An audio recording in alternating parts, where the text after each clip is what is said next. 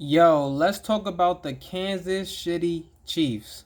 Now, I just had to, go with that little joke because who was it? Maria Taylor, she accidentally called them the Kansas City Chiefs on national television. But no, let's talk about the Kansas City Chiefs.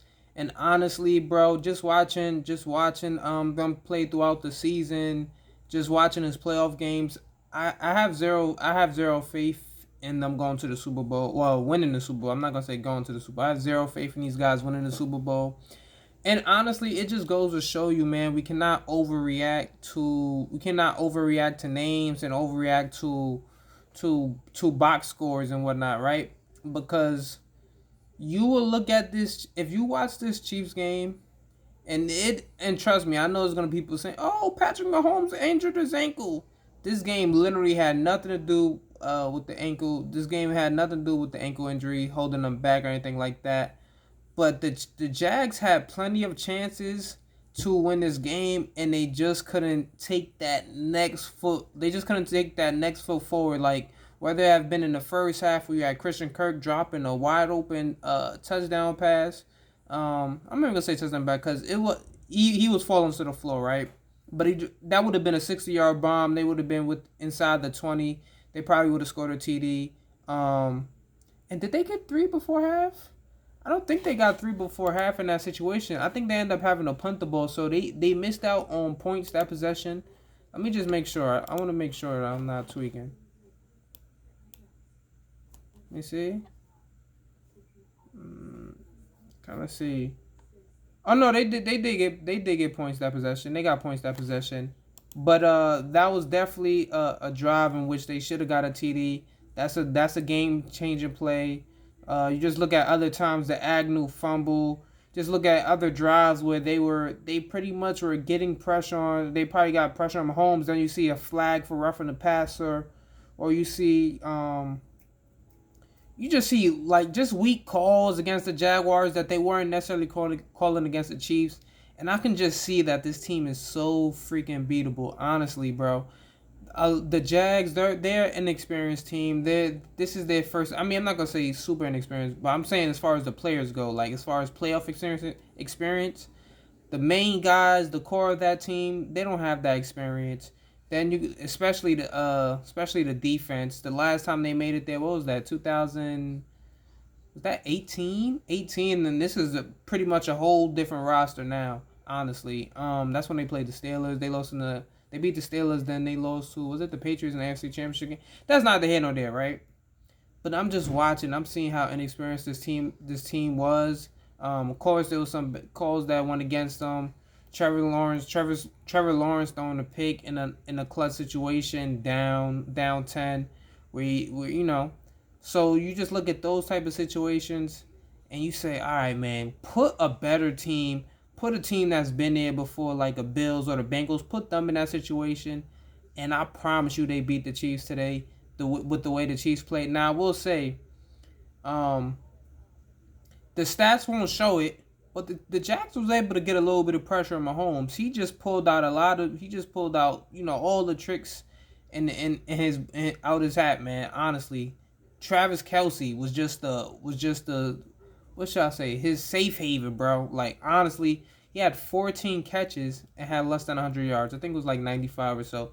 But listen to that, 14 catches, but only for 95 yards. He had two TDs.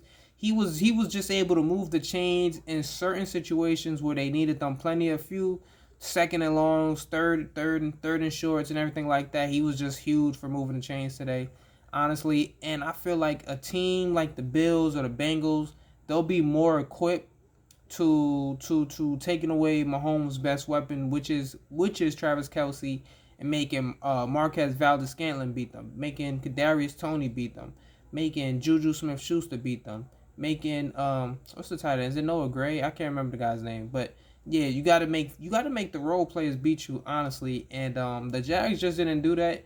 And I think there was one time where they actually uh pressed Kelsey with a pass rusher to slow it down, and he still ended up catching the pass. So this just lets you know they just don't. They might not even have the players to slow down Travis Kelsey like the Bills or the Bengals do, who've been there in these situations. So I picked the Chiefs before the season. I thought even without Tyreek Hill, I felt like the Bills it will be between the Bills and the Chiefs, and I just lean towards the Chiefs just because I don't know, something about me. I don't have that much belief in Josh Allen. Um, Even with that big playoff game, I really want to see him do it again consistently. He lost his offensive coordinator. We saw a little bit of regression this year, and for me, it wasn't necessarily just because I think he had less picks, or he only had one more pick this year, or one less pick this year than he did last year, right? But it's the turnovers that he actually is giving away that were so bad. It's like, oh my god, in the red zone, it's like he's throwing these picks in the red zone. He's throwing them in his deep into his territory where it's putting teams in great field position. So honestly, if he just locks in for one game, I think they could beat the Chiefs. Of course, the Bengals, it's gonna be a little tricky. They're missing 3 starters on the offensive lineman going into the game versus the Bills tomorrow. So we'll probably get a Bills versus Chiefs playoff rematch from last year. But like I said, this Chiefs team's not scary to me at all, bro. 27 points. They might have put up 27, but those weren't a dominant 27 points. Like, they didn't dominate this football game at all to me. The defense played well, but you can see even in the first drive of the game, Trevor Lawrence looked a little bit nervous. Then, like I said, you had drops. Wasn't able to get any sacks. They got a little bit of pressure, but they wasn't able to get the timely stops that they needed. So, like I said, man, this team is very beatable, and I think we will see them beat next week. Even though I did pick them to go to the Super Bowl, but I'm a Broncos fan, so I really don't want to see it anyway. But I did pick them to go there. So, with that being said, I would love to know what you guys think about that. Are you guys seeing the same thing I'm seeing? Because this is the Jaguars should. The Jaguars had this game, bro. They had a really great chance. They got stops. They got some stops when they needed to too. Even though I'm saying they didn't get all the timely stops because it was just a few 3rd and 6s, 2nd and 12s that just where the Chiefs picked up big yardage that they shouldn't have.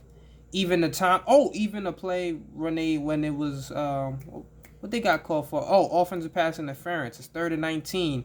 All you got to do is make sure the Chiefs don't get about no more than like 7-8 yards, and I think they picked up probably about 12 to 15, and they end up kicking like a 50-yard field goal. So those type of things, I think the Bills and Bengals will be locked in on. So, and even the NFC team. So, like I said, let me know what you guys think in the comment section below. I'm out. Peace.